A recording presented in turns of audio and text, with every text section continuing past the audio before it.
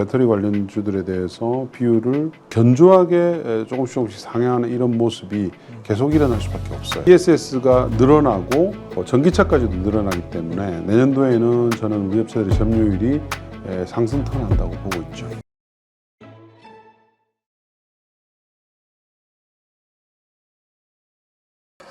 반도체 IT의 조정이 사실 다른 섹터에 대한 어떤 순환매를 좀 기대를 했었던 투자자분들에게는 굉장히 좀 실망스러운 흐름인 것 같습니다. 자, 그럼에도 불구하고 또 2차 전지가 올해 들어오면서 여러 가지 좋은 이야기들이 좀 있었기 때문에 이 부분에 대해서 오늘 한병화 이사님께 한번 질문을 드려보도록 하겠습니다. 자, 머스크가 중국에 갔단 말이에요. 트럼프와 같이.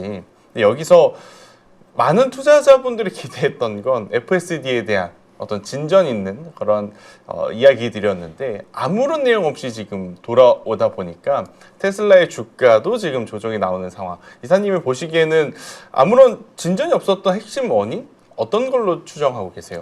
중국이 바라는 거를 얻지를 못했겠죠. 그러니까 중국 입장에서는 FSD를 테슬라한테 허가를 해준다는 것은 전 세계에서 가장 큰 테스트 베드에 테슬라를 성장할 수 있게끔 해준다는 이슈이기 때문에 굉장히 큰 이슈였잖아요. 근데 아마도 제 생각에는 AI와 관련된 반도체와 관련된 하이테크와 관련된 어떤 일부를 양보를 받기를 원했을 것인데 그 부분이 제대로 안 됐을 것이다. 저는 이제 그렇게 봐요.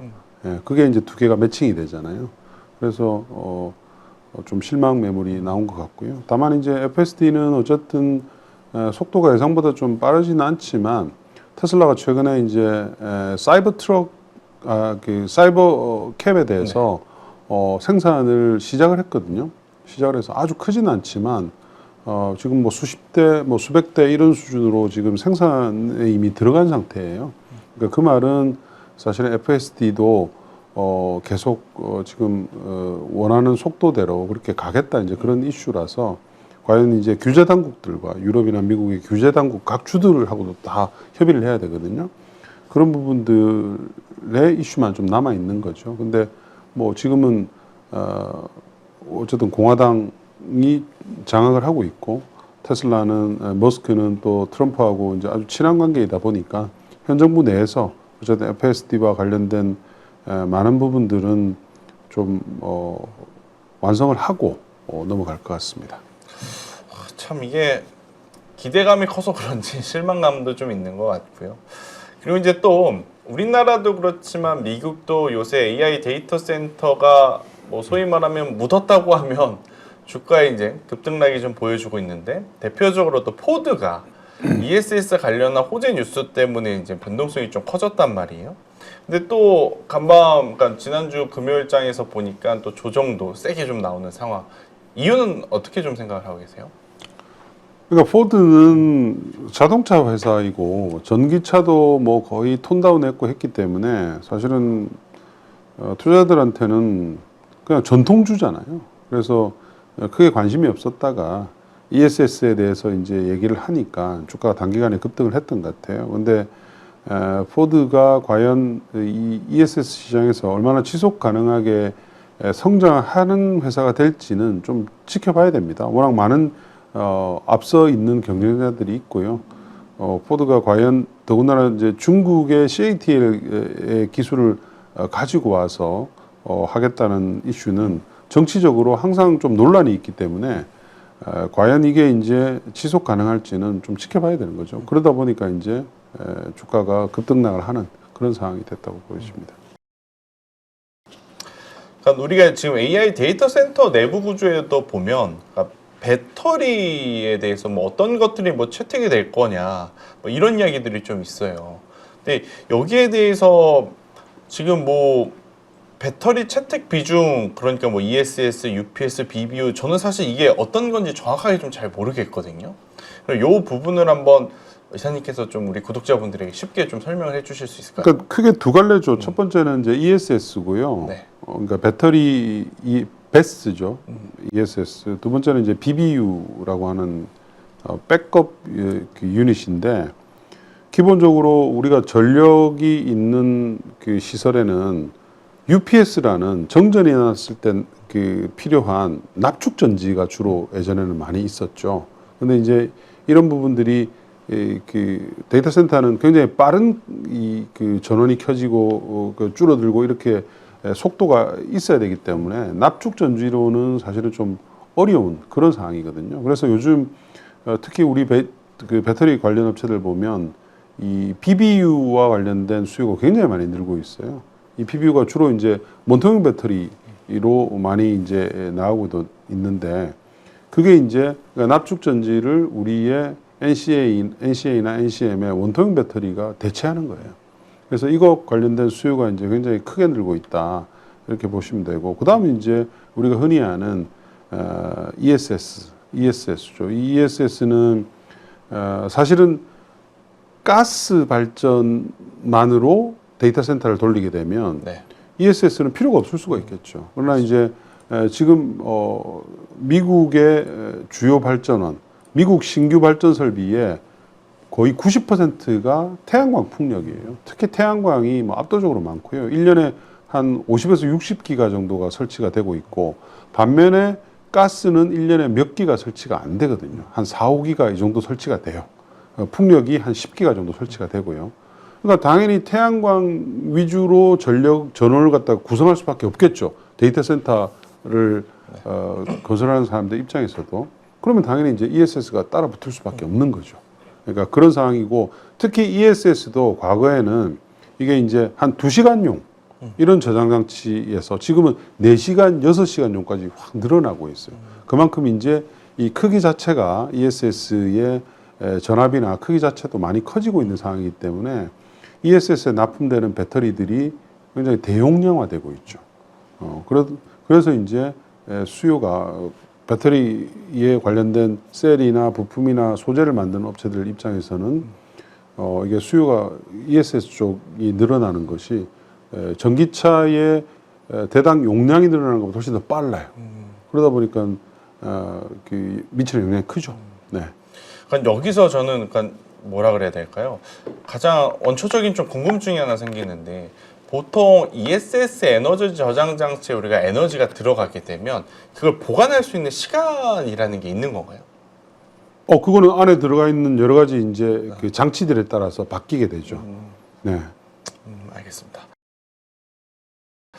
일단 뭐 최근에 또 보면 데이터 센터용 배터리 수주가 실질적으로 지금 일어나고 있는 구간이라고 보면 되는 거죠.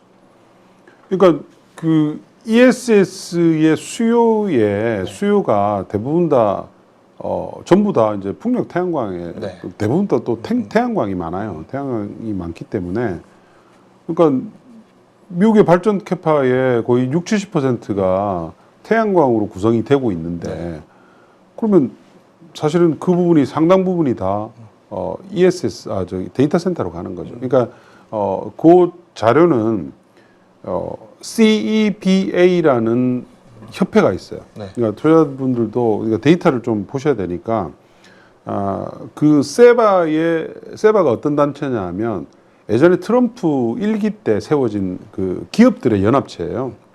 연합체인데 이 연합체는 빅텍들부터 시작해서 미국의 주요 산업에 있는 상위 업체들까지 다 들어가 있어요.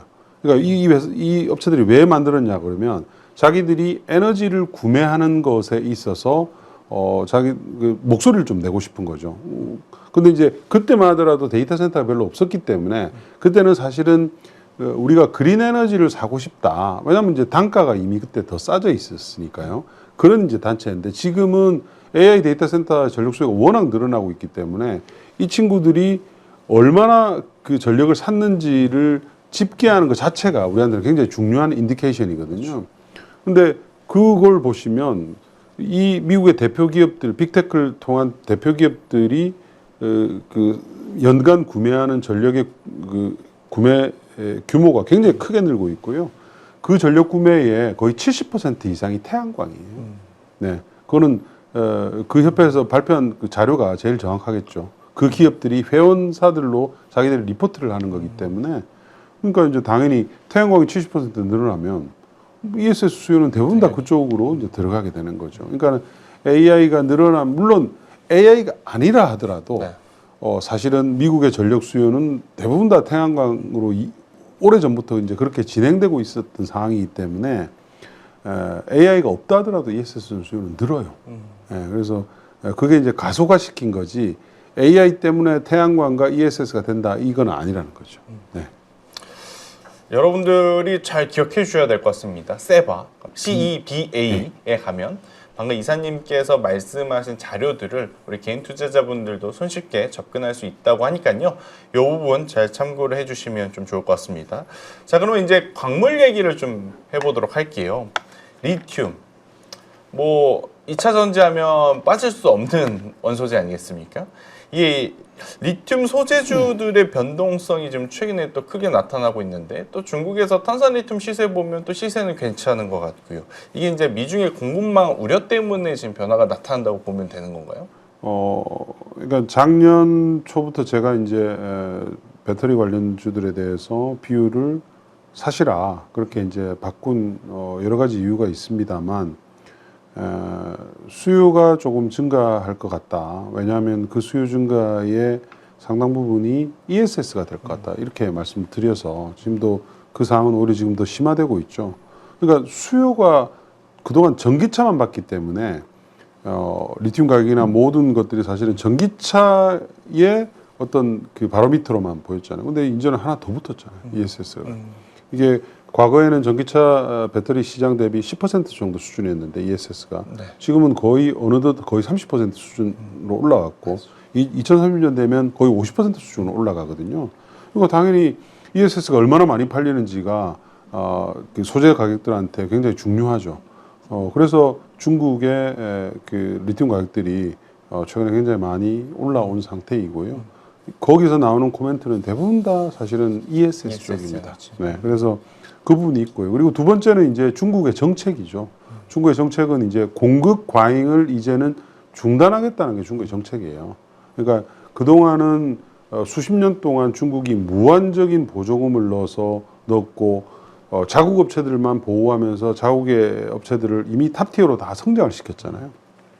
이제는 충분하다는 거예요. 양적으로는. 그래서 이제 질적 성장으로 가게 되는 두 번째 성장 로드맵을 지금 그리고 있는 상태이고요. 이 질적 성장으로 가려면 사실은 주변의 업체들은 도태돼야 되는 거거든요. 그러니까 이제는 그 물량으로 밀어붙이던 거를 이제는 피로 가격으로 밀어붙이겠다. 그러면서 이제 정치세도 폐지를 하고 축소하고 막 여러 가지 이제 사항들을 하고 있고 밸류체인별로는 업체들한테 얘기를 하고 있죠. 공가격이 너무 심하다. 그러니까 당연히 단가가 올라갈 수밖에 없죠. 이런 상황은 일시적인 게 아니고 중국이 이제는 자기가 자신감을 가지고 헤게모니를 가졌다는 자신감을 가지고 밀어붙이는 거기 때문에 앞으로 계속 아마 진행될 수밖에 없을 거예요. 그렇다면 리튬 가격이라든지 이런 것들이 수요만 어떤 드라마틱하게 꺾이지 않는다면 우상향하는 드라마틱하게 올라가지는 않겠지만 아주 견조하게 조금씩 상향하는 이런 모습이 계속 일어날 수밖에 없어요. 그러니까 최근 사실 2차 전지를 우리가 기대하게 했던 요인 중에 하나가 이 삼성 SDI라고 하는 대형주가 올해 들어오면서 굉장히 좋은 모습을 좀 보였거든요. 또 뭐 하이니켈 NCM 각형 배터리 그리고 중국산의 LF 배터리 항상 우리가 뭐 비교를 하게 되면 이 두 배터리의 어떤 스펙, 장단점을 많이 비교를 했는데 프리미엄 시장에서는 어느 쪽이 지금 훨씬 더 유리하다고 보고 계신 거예요, 이사님께서는? 그러니까, NCM과 LFP를 비교를 했을 때. 그거는 이제는 의미는 없어요. 그러니까 작년 그러니까 한 3년 전에 K 배터리가 이제 막 그 난리칠 때 주가 네. 난리칠 때 제가 이제 중국의 LFP 때문에 되게 어려움을 겪을 것이다. 그러면서 이제 그 의견들을 많이 꺾었었잖아요. 네. 그러니까 그때 이제 우리 투자자들이 무슨 소리야? 뭐 이 전기차 시장에 그 중고가 이상의 차들은 다 3원계로 갈 거고 LFP는 뭐 아닐 것이야 이제 이런 얘기 그러면서 이제 K 배터리는 뭐 계속 갈 것이고 중국의 LFP는 뭐 아주 제한적일 것이야 그랬잖아요. 근데 지금은 LFP가 전체 배터리 시장에서 보면 80%예요. 그러니까 의미가 없어요. 그런 얘기를 하는 것 자체가 의미가 없고 삼성 SDI의 주가가 이제 좀 탁월하게 좋았던 이슈는 ESS 때문이죠. 여기도. 결국은 원래 삼성 SDI가 ESS를 전 세계에서 가장 잘하던 업체였고요. 한 5, 6년 전만 하더라도. 그리고 각형이잖아요. 네. ESS가 전부 각형 플랫폼이기 때문에 우리나라 셀 업체 중에서는 각형을 계속 해왔던 거는 SDI 하나밖에 없지 않습니까? 그러다 보니까 지금 이 거대한 ESS 시대의 시작에 SDI가 가장 큰 수혜를 볼 것이다. 물론 뭐 LG도 하고 SK도 하고 각형에 당연히 들어오겠죠. ESS를 해야 되니까. 근데 사실은 이 각형 기술이라는 게 생각보다는 어려워요. 굉장히 또 많은 특허들을 SDI가 촘촘히 걸고 있는 이런 상태이기 때문에 그래서 이제 SDI 주가가 많이 올랐던 거죠. 거기에 따라서 이제 우리 소재나 그 부품 업체들, 그러니까 각형을 하는 부품 업체들도 주가가 상당히 괜찮았었고요. 그러면 LG에너지솔루션이 최근에 이 포트폴리오의 다변화, 그러니까 원통형까지도 이제 막 손을 대고 막 그런 일들이 나오고 있는데 이렇게 되면 우리나라 기업들의 글로벌 시장 점유율은 계속 높아진다고 봐야 되는 걸까요? 올해까지는 낮아질 수밖에 없어요. 왜냐하면 이제 그 전기차 시장 자체가 우리가 미국 시장 자체가 올해 안 좋잖아요. 한 10% 중반 이상 역성장을 하기 때문에 ESS가 메꿔준다 하더라도 사실은 미국 시장 전체의 배터리 수요를 놓고 보면 우리가 그렇게 성장한다고 할 수가 없거든요. 근데 유럽은 아직까지도 중국 업체들이 침투가 심하기 때문에 올해까지는 우리 K배터리 업체들의 점유율이 하락할 것으로 봐요. 하락의 속도는 좀 줄어들겠지만요. 다만 이제 내년부터는 저는 성장한다고 봅니다. 점유율이. 왜냐하면 미국과 유럽의 전기차 시장 자체가 미국에서도 이제 내년도에는 성장세로 전환을 하거든요. 미국과 유럽의 합산 전기차 판매가 올해는 12% 성장으로 보고 있습니다. 근데 내년도에는 저희는 22% 성장으로 보고 있기 때문에 굉장히 큰 성장이 이제 일어나는 거고요. 여기에서도 주요 시장에서 우리 업체들이 신규 모델들에 대해서 공급을 하는 것들이 이제 빠르면 올 그 4분기부터 시작이 됩니다. 그래서 ESS가 늘어나고 전기차까지도 늘어나기 때문에 내년도에는 저는 우리 업체들의 점유율이 상승 턴한다고 보고 있죠. 참 여기도 뭐 여러 가지 봐야 될 게 굉장히 많은 것 같아요. 그러면 이제 마지막으로 에코프로 그룹주에 대한 이야기를 좀 해볼게요. 지금 뭐 삼성 SDI도 그렇고 LG에너지솔루션도 그렇고 이쪽은 ESS 에너지 모멘텀이 강력하게 붙었다고 하면 에코프로도 그 영향은 조금은 받을 수 있지 않을까 또 생각을 하는데 이 기업만의 어떤 우리가 체크 포인트라고 하면 어떤 것이 있을까요? 에코프로나 에코프로 BM은 사실은 ESS 스토리는 그렇게 강하지는 못해요. 왜냐하면 이제 양극재를 LFP 양극재를 해야 되잖아요. 근데 아직 이 회사가 그것에 대해서 이제 투자를 본격적으로 하지 않고 있기 때문에 그것에 대한 이제 그 수혜는 좀 그렇게 높지는 않은데 데이터 센터가 늘어나면서 생기는 BBU는 이제 사실은 이 삼원계 쪽으로 주로 이제 양극재가 나가기 때문에 거기에 대한 혜택은 있고요. 에코프로 BM을 볼 때는 가장 이제 유의미하게 보셔야 될 것은 헝가리 공장입니다. 유럽이 이제 어쨌든 중국에 대해서 계속 장벽을 높이고 있고 유럽 영내에서 현지 생산한 소재를 사용하도록 지금 정책들이 그렇게 가고 있는 상황인데 한국 업체들 중에서는 어쨌든 유일하게 헝가리에다 공장을 완공한 회사가 이제 에코프로 BM이거든요. 그래서 그동안 주로 삼성 SDI 위주로 해서 수주를 이제 받아왔는데 아마 유럽 공장에서는 사실은 다른 신규 고객들도 많이 생길 수밖에 없는 지금 그런 처지일 것 같아요. 그래서 그 부분 때문에 유럽의 헝가리 공장을 중심으로 한 에코프로 BM의 재성장세가 저는 이제 기대가 된다 그렇게 보고 있죠. 그래서 그게 이제 신규 고객들이 계속 늘어나게 되면 이 회사의 실적과 밸류에이션이 올라가게 되는 이제 그런 계기가 될 거기 때문에 에코프로 BM은 사실은 유럽의 정책, 헝가리 공장이 어떻게 신규 고객을 확보하게 되는지 그거를 좀 확인하시면 좋을 것 같습니다. 네, 오늘 뭐 여러 가지 이야기들을 참 많이 들어보는 날인 것 같습니다. 여러분들이 지금 참 궁금해하시는 게 반도체 IT에 지금 집중되어 있던 시선, 이것을 다른 데로 돌린다면 어떤 부분들이 또 투자의 포인트가 될 수 있을지, 특히 이걸 신재생으로 옮겨온다면 혹은 2차 전지로 옮겨온다면 우리가 봐야 되는 굉장히 중요한 이야기들을 해주신 것 같습니다. 오늘 소중한 시간 내주신 유진투자증권 한병화 이사님은 여기서 인사드리도록 하겠습니다. 감사합니다. 감사합니다.